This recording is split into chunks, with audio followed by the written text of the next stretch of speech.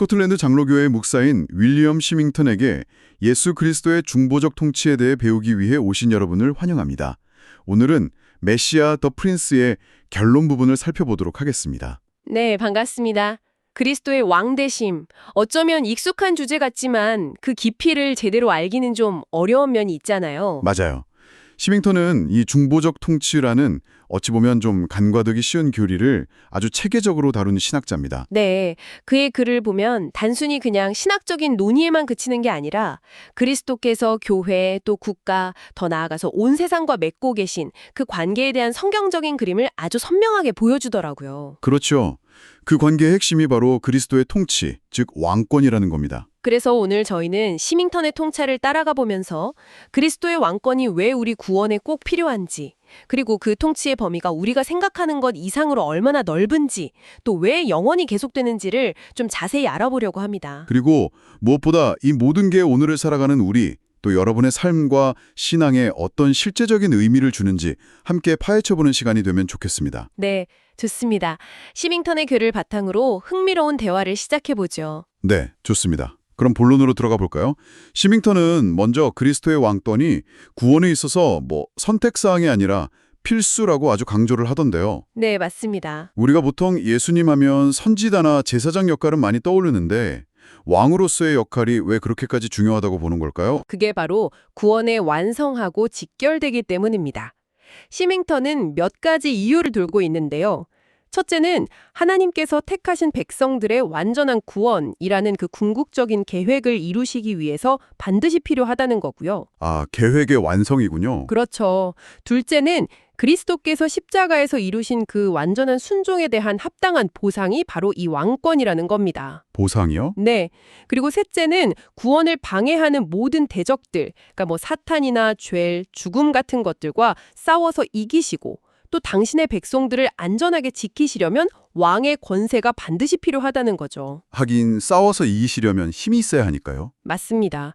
마지막으로는 구원받은 백성들을 실제로 다스리고 통치하면서 인도하시는 그 역할 자체가 중요하기 때문이라고 설명합니다. 아, 그러니까 단순히 가르치시고 선지자, 용서하시는 제사장, 그걸 넘어서 실제로 통치하고 보호하시는 왕, 그 역할이 분리될 수 없다는 말씀이시네요. 정확합니다.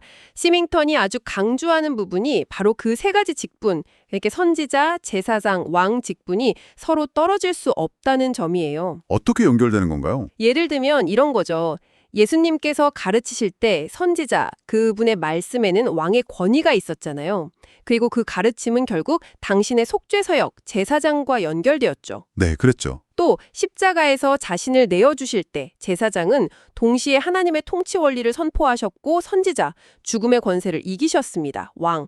이렇게 모든 사역에 이 세 직분이 아주 유기적으로 함께 작용한다는 거예요. 아, 정말 하나로 묶여 있군요. 특히 시밍턴은 왕 없이는 구원이 완성될 수 없다고 봤어요. 고린도전서 15장 25절을 보면 그가 모든 원수를 그 발 아래에 둘 때까지 반드시 왕노릇 하시리니 라고 말씀하잖아요. 바로 이 필연성을 강조하는 겁니다. 정말 중요한 지적이네요. 자, 그렇다면 이 왕권, 그리스도의 통치는 과연 어디까지 미치는 뭘까요? 보통은 교회 안에만 해당된다고 생각하기 쉬운데요. 바로 그 지점에서 시밍턴은 우리의 생각을 확 넓혀줍니다. 그의 주장에 따르면 그리스도의 중보적 통치는 교회는 물론이고요. 문자 그대로 모든 만물에 미친다는 겁니다. 모든 만물이요? 그 범위가 정말 놀라운데요? 어디까지 포함되는 건가요? 상상 이상입니다. 시밍턴은 무생물계, 식물, 동물 같은 이런 자연 만물은 물론이고요. 눈에 보이지 않는 영적 존재들 있죠. 선한 천사들, 그리고 타락한 천사들, 그러니까 사탄과 그의 세력까지 포함해서요. 네. 그리고 모든 인류, 선택받은 사람이든 그렇지 않은 사람이든 모든 사람을 포함한다고 설명합니다. 말 그대로 우주적인 통치죠. 에베소서 1장 22절 말씀 그대로예요. 하나님께서 그리스도를 만물 위에 교회의 머리로 삼으셨다. 잠깐만요. 그러면 악한 천사들이나 하나님을 믿지 않는 사람들까지 다스리신다는 건 구체적으로 어떤 의미인가요? 왜 그게 필요하죠? 그거 아주 중요한 질문입니다. 시밍턴은 이것이 교회의 유익과 보호를 위해서 필수적이라고 봐요. 교회를 위해서요? 네. 예를 들어 선한 천사들은 성도들을 섬기도록 그리스도의 명령 아래 있잖아요. 히브리서 1장 14절에도 나오고요. 반대로 사탄을 포함한 타락한 천사들의 활동은 그리스도의 권세 아래서 엄격하게 제한되고 결국에는 심판받게 된다는 겁니다. 골로새서 2장 15절에도 그런 내용이 있죠. 네네. 더 나아가서는 악인들조차도 그들의 행동이 결국에는 하나님의 그 크신 계획 안에서 교회의 유입과 또 하나님의 영광을 드러내는 방향으로 사용되도록 다스리신다는 거예요. 와, 악인들의 행동까지도요? 네, 이것이 바로 만물에 대한 그리스도의 주권적 통치의 신비이자 능력인 거죠. 시편 8편에서 노래하듯이 정말 모든 것을 그의 발 아래 두셨다는 말씀이 실감나는 대목입니다. 정말 놀랍군요. 그렇다면 이 보편적인 통치권 안에서 특별히 교회에 대한 그리스도의 통치는 구체적으로 어떻게 나타나나요? 교회는 그리스도께서 아주 특별한 방식으로 다스리시는 영역이라고 할 수 있습니다. 시밍턴은 그리스도께서 교회를 친히 세우시고 마태복음 16장 18절 말씀처럼요. 또 언액으로 하나 되게 하시고 자신의 피로 값주고 사셨다고 강조합니다. 네. 그리고 이 교회를 다스리기 위해서 구체적인 방편들을 주셨다고 설명하는데요. 어떤 방편들을 말씀하시는 건가요? 구체적으로요? 크게 한 5가지 정도로 요약해 볼 수 있을 것 같아요. 첫째는 교회의 법, 즉 성경을 주셨습니다. 그렇죠. 법이 있어야죠. 둘째는 하나님을 예배하고 또 은혜를 받는 통로인 규례들. 예를 들면 성례나 말씀 선포 같은 것들을 제정하셨고요. 셋째는 교회의 질서를 위한 정부, 그러니까 직분자들, 목사, 장로, 집사와 그들을 통한 다스림, 즉 치례를 세우셨습니다. 네, 교회 정치 말씀이시군요. 그렇죠. 넷째로는 교회 회원의 자격 기준을 주셨는데 이것은 외적으로 드러나는 신앙 고백의 신실함입니다. 마지막으로 이 모든 것이 효과적으로 작동하도록 성령의 능력을 부어주신다고 설명합니다. 여기서 교회 회원의 자격 기준이 외적인 신앙 고백이라는 점이 좀 흥미롭네요. 그 사람의 내면적인 믿음이 아니고요. 네. 시밍턴은 교회가 사람의 마음속에 있는 실제 성도됨, 그러니까 진짜 믿음이 있는지 없는지를 판단할 수는 없다고 봤어요. 그건 하나님만 아시는 영역이니까요. 그렇죠. 사람이 판단할 순 없죠. 대신에 그 사람이 하는 신앙 고백이 신뢰할 만한가, 이걸 기준으로 삼아야 한다고 주장했죠. 물론 이 신뢰할 만한 고백이라는 게 단순히 그냥 입술로만 믿습니다 하는 동의가 아니고요. 아, 그건 아니겠죠. 네, 성경 진리에 대한 지적인 동의, 그리고 그 믿음에 부합하는 외적인 삶의 모습, 또 신앙을 통한 어떤 체험적인 증거 같은 것들이 함께 나타나는 것을 의미합니다. 균형이 중요하군요. 그리고 또 한 가지, 그는 여러 교파가 존재하지만 본질적으로 교회는 하나라는 가시적 일치성을 강조했어요. 아, 눈에 보이는 하나됨이요? 네, 이게 한 분 머리이신 그리스도, 또 공통된 신앙 고백과 성례 참여, 그리고 통일된 직분 수여 방식, 장로 안수 같은 거요. 이런 것들에서 드러난다고 보았습니다. 알겠습니다. 교회를 넘어서 이제 조금 더 논쟁적일 수 있는 주제로 넘어가 보죠. 시밍턴은 국가들에 대해서도 그리스도께서 통치하신다고 주장하는데요. 이 부분은 사실 오늘날 많은 분들이 좀 받아들이기 어려워하는 지점이기도 하잖아요. 맞습니다. 이 부분은 해석의 여지도 많고 실제 적용에 대한 논란도 꽤 있죠. 하지만 시밍턴의 논리는 아주 명확합니다. 어떤 근거로 그렇게 이야기하나요? 그는 몇 가지 성경적인 근거를 제시하는데요. 첫째는 시편 2편 10절에서 12절 말씀처럼 세상의 왕들이나 재판관들에게 아들, 즉 그리스도께 입맞추고 그를 경배하라는 직접적인 명령이 있다는 점을 들고요. 네. 둘째는 다니엘서 7장 13절 14절처럼 모든 백성과 나라들이 결국 그를 섬기게 될 것이라는 예언이 있다는 점. 셋째는 요한계시록 19장 16절 같은 곳에서 그리스도를 만왕의 왕이요 만주의 주라고 칭하는 점 등을 근거로 듭니다. 그런 칭호들이 있었죠? 네. 그러니까 국가 역시 그리스도의 통치 영역 밖에 있는 것이 아니라는 주장입니다. 그렇다면 그 통치권 아래에 있는 국가들에게 시밍턴은 어떤 의무가 있다고 보았나요? 이 부분이 이제 실제적인 적용과 관련해서 중요할 것 같은데요. 시밍턴은 국가가 단순히 그냥 개인들의 모임이 아니라 그 자체로 도덕적인 책임을 지는 단위라고 봤어요. 국가 자체를요? 네. 그래서 국가에게 몇 가지 중요한 의무가 있다고 주장했죠. 대표적으로는 국가가 그리스도를 인정하고 경배해야 한다. 그리고 하나님의 말씀인 성경을 통치의 최고 규범으로 삼아야 한다고 봤고요. 성경을요? 국가 통치 규범으로요? 네. 그리고 더 나아가서 참된 종교, 즉 기독교를 장려하고 보호해야 하며 또 성경적인 자격을 갖춘 통치자, 출애굽기 18장 21절 같은 데서 말하는 능력이나 도덕성, 신흥심을 갖춘 그런 인물을 세워야 한다고 봤습니다. 아, 그리고 시민들은 합법적인 정부에 양심적으로 복종해야 하고 로마서 13장, 국가는 공적인 방식으로 종교를 존중해야 한다는 점 등을 제시합니다. 이야. 이건 뭐 오늘날의 정교분리 원칙이라든지 다원주의 사회하고는 상당히 좀 긴장 관계에 있는 주장들인데요. 분명히 그렇습니다. 시밍턴이 살았던 19세기 스코틀랜드라는 시대적 배경과 오늘날의 상황은 매우 다르기 때문에 그의 주장을 문자 그대로 지금 여기에 적용하기는 어렵다는 비판도 당연히 많습니다. 네, 그럴 것 같아요. 하지만 여기서 중요한 것은 그가 국가 역시 하나님의 주권 아래에 있다. 따라서 어떤 형태로든 하나님의 뜻에 부합하는 방식으로 운영되어야 할 도덕적 책임이 있다는 그 근본적인 원칙을 강조했다는 점입니다. 이 원칙 자체는 오늘날에도 여전히 우리에게 유효한 질문을 던져준다고 생각해요. 네, 정말 깊이 생각해 볼 문제입니다. 자, 이제 마지막 주제로 넘어가서요. 이 그리스도의 왕권이 그럼 언제까지 지속되는가 하는 영속성의 문제입니다.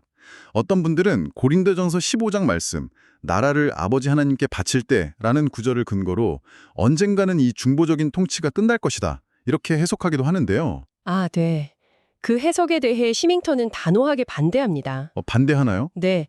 고린도전서 15장 24절에서 28절에 나오는 나라를 바친다는 표현은 그리스도께서 모든 대적들을 완전히 정복하고 그 완성된 구원 사역의 결과를 아버지께 보고하면서 승리를 선언하는 의미이지 왕권을 포기하거나 통치가 끝난다는 의미가 아니라고 해석합니다. 아, 그런 의미군요. 포기가 아니라 보고군요. 그렇죠. 오히려 성경 곳곳에서 그의 나라가 영원 무궁할 것이라고 강조하고 있다는 점을 지적합니다. 예를 들어 누가복음 1장 33절에 그의 나라가 무궁하리라 하는 말씀이나 요한계시록 11장 15절에 그가 세세토록 왕 노릇하시리로다 같은 구절들을 근거로 들죠. 그렇다면 시밍턴은 구체적으로 어떤 근거들을 들어서 그리스도의 왕권이 영원하다고 주장하는 건가요? 그는 여러 가지 강력한 논증을 제시하는데요. 첫째, 그리스도의 그 중보 사역에 대한 완전한 보상은 일시적인 통치가 아니라 영원한 통치를 통해서만 이루어질 수 있다는 점입니다. 완전한 보상이요. 네. 둘째, 그리스도의 신성과 인성은 영원히 연합되어 있는데 이 중보자로서의 신인 양성이 영원하다면 그의 중보적 통치 역시 영원해야 한다는 논리죠. 아, 존재 자체가 영원하시니까요. 맞습니다. 셋째, 천국에서도 성도들은 여전히 중보자이신 그리스도를 통해서 하나님과 교제하게 되기 때문에 그의 중보자 역할은 계속 필요하다는 겁니다. 천국에서도요? 네. 넷째, 성도들의 영광스러운 상급 중 하나가 그리스도와 함께 다스리는 것이잖아요. 요한계시록 22장 5절에도 나오는데 그렇다면 그리스도께서 다스림을 멈추실 리가 없다는 거죠. 우리가 함께 다스려야 하니까요. 그러네요. 우리가 다스리려면 왕이 계속 계셔야겠네요. 그렇죠. 마지막으로 천국 자체가 왕국이라면 그 왕국에는 당연히 영원한 왕이신 그리스도가 계셔야 한다는 아주 명쾌한 논증입니다. 네, 정말 논리적으로 탄탄한 주장들입니다. 자, 지금까지 그리스도 왕권의 필수성, 또 그 넓은 범위, 그리고 영속성에 대해서 쭉 살펴보았습니다. 이 모든 논의가 오늘을 살아가는 여러분에게는 구체적으로 어떤 의미가 있을까요? 시밍턴은 이 교리가 우리에게 주는 몇 가지 중요한 실제적인 유익, 또 도전을 제시하면서 결론에 맺는데요. 우선 이 교리는 우리 신앙의 깊이와 진정성을 가늠해 볼 수 있는 중요한 기준이 된다는 겁니다. 기준이요? 네, 우리가 삶 속에서 얼마나 그리스도의 왕되심을 실제로 인정하고 그분의 통치에 순종하면서 살아가고 있는가 하는 것이죠. 또한 이게 큰 위로가 된다는 점도 강조하죠. 맞습니다. 우리의 왕께서 온 우주 만물을 다스리고 계시고 우리의 모든 필요를 다하시고 채워주시며 또 우리를 대적하는 모든 악한 세력들을 제압하신다는 이 사실을 깊이 신뢰할 때 우리는 세상의 어떤 어려움 속에서도 흔들리지 않는 평안과 담대함을 누릴 수 있다는 겁니다. 네, 정말 힘이 되는 말씀이네요. 시편 46편의 고백처럼요. 하나님은 우리의 피난처시요 힘이시니 환난 중에 만날 큰 도움이시라. 그렇죠. 그런데 동시에 이것은 경고의 메시지이기도 합니다. 아, 경고이기도 하다고요? 네. 그리스도의 이 주권적인 통치를 인정하지 않고 거부하는 것은 결국 그분의 진노를 피할 수 없는 길이라고 경고합니다. 시편 2편에서 철장으로 그들을 깨뜨리며 질그릇같이 부수리라고 하신 말씀이나 누가복음 19장 27절에서 자기의 왕됨을 원치 않던 그 원수들을 심판하시는 비유처럼요. 그의 통치를 거부하는 이들에게는 준엄한 심판이 있음을 상기시키는 거죠. 그렇군요. 결국 우리 각자에게 던져지는 질문은 나의 왕은 누구인가? 그리고 나는 그 왕께 지금 어떻게 반응하고 있는가? 이 질문이겠네요. 정확합니다. 시밍턴은 우리에게 도전을 던집니다. 왕이신 예수 그리스도께 온전히 그리고 무엇보다 기꺼이 복종하라는 것입니다. 기꺼이요? 네. 많은 사람들이 그리스도를 구원자, 즉 제사장으로는 받아들이지만 삶의 모든 영역에서 그분을 왕으로 모시고 그분의 다스림에 순종하기는 좀 부담스러워하는 경향이 있잖아요. 그렇죠. 내 마음대로 하고 싶을 때도 많으니까요. 맞아요. 하지만 시밍턴이 계속 강조했듯이 그리스도의 새 직분은 분리될 수가 없습니다. 그분을 구원자로 영접한다는 것은 곧 그분을 나의 왕으로 모시고 그분의 주권적인 통치에 기꺼이 순복하는 것을 포함한다는 겁니다. 그리스도의 중보적 통치, 그것은 단순한 어떤 신학적인 개념이 아니라 지금 이 순간에도 실제하며 온 우주와 우리의 삶 구석구석에 영향을 미치고 있는 살아있는 진리라는 생각이 듭니다. 오늘 윌리엄 시밍턴의 메시아 더 프린스 결론을 통해서 이 깊고 중요한 진리를 함께 탐색해 주셔서 감사합니다. 네, 저도 유익한 시간이었습니다. 마지막으로 여러분께 생각해 볼 질문을 하나 남기면서 마무리할까 하는데요. 네, 어떤 질문인가요? 시밍턴은 국가와 통치자들에게도 그리스도께 복종할 의무가 있으며 국가는 성경 원리에 따라 운영되어야 할 도덕적 책임이 있다고 주장했습니다. 물론 아까 이야기 나눈 것처럼 논란의 여지가 있는 부분이지만요. 네, 오늘날처럼 이렇게 다양한 가치관이 공존하는 사회에서 이 그리스도의 왕권이라는 개념이 개인의 신앙 차원을 넘어서서 정치나 법, 교육, 문화 같은 공적인 영역에 과연 어떻게 적용될 수 있을지 혹은 적용되어야 한다고 생각하시는지요? 와, 정말 어려운 질문인데요. 네, 쉬운 답은 없겠죠. 하지만 시밍턴의 주장은 우리 시대를 살아가는 그리스도인들에게 그리스도의 통치가 가지는 의미를 더욱 깊이 고민하게 만드는 중요한 질문을 던져준다고 생각합니다. 이 질문을 안고 돌아가셔서 각자의 자리에서 한번 답을 찾아가 보시는 것도 의미 있을 것 같습니다.